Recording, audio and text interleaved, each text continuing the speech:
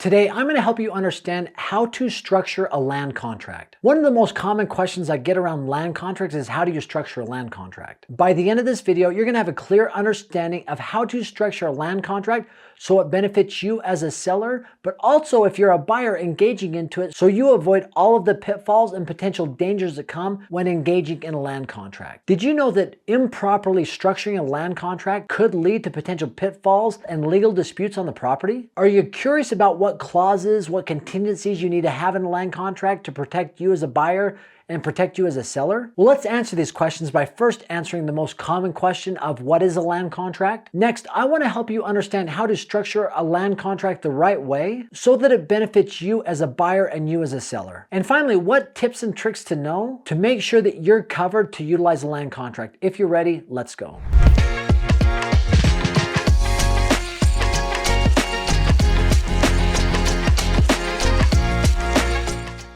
A land contract is a type of real estate transaction where the seller provides financing to the buyer. The buyer and seller negotiate everything. They agree on a purchase price and the seller receives monthly installment payments from the buyer, and the seller holds deed and title of the property until that land contract is paid in full. The payments that the buyer makes to the seller is made up of both principal and interest, and at some point in the future, a clause within a land contract is that there will be a balloon payment where the buyer is going to refinance and pay off the balance of the mortgage due to the seller. One of the typical reasons in situations where a land contract is engaged is when a buyer is in a situation where they don't have the credit history, or maybe they've been dinged on their credit and they can't get a traditional financing, or they don't have enough money for a down payment or closing costs.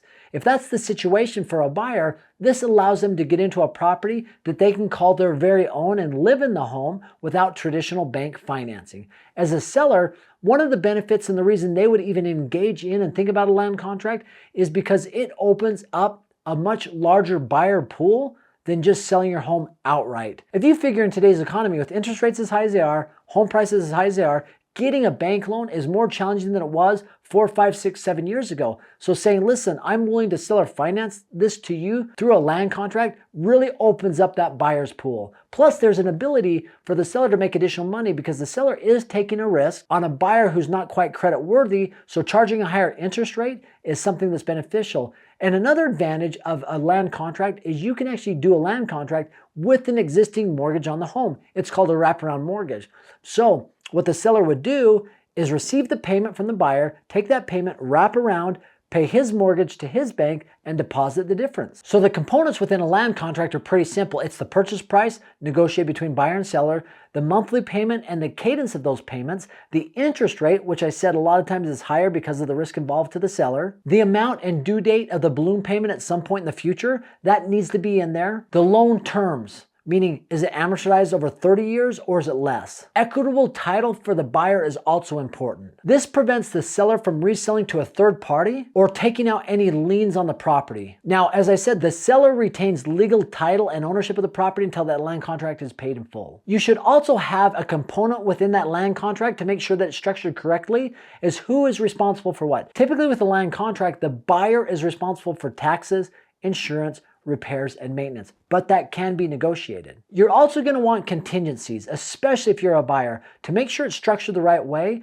because with a land contract, there is danger to the buyer because a land contract heavily favors the seller, meaning that if the buyer defaults on a land contract, the seller can evict them from the home as if they were a landlord. They don't have to foreclose on the home, but they keep all of the payments the buyer ever made to the seller. So contingency is saying something like, if there's a late payment, this is how it's rectified. If there's a missed payment, this is how it's rectified. If not, and you default on the land contract, you could be in a world of hurt if you're the buyer. Those components are key to structuring and setting up a land contract the right way. However, I will tell you this, and I'm a big fan of utilizing real estate attorneys because each state is a little bit different when it comes to land contracts. Even sometimes counties and municipalities differ from one to another. So having an attorney that is familiar with the area and has some experience with land contracts is going to save both you, the buyer, and the seller some undue concern. I would highly recommend it. The money you pay that attorney to help you get the language the right way is worth it. So land contracts are amazing tools, but making sure they're structured the right way is going to be key for you doing these time and time again, benefiting both the buyer and the seller. And a typical strategy that's utilized for a land contract is something called a slow flip. I love that strategy. It's innovative and it's a fantastic way to make money in this economy. However, I've come up with a strategy that I think is superior to slow flips, and it's called cash flow flipping. It is a tool that I've come up with that I believe you can do in any market, whether the market's going down or it's stagnant, and anyone can do it with little to no money out of your pocket.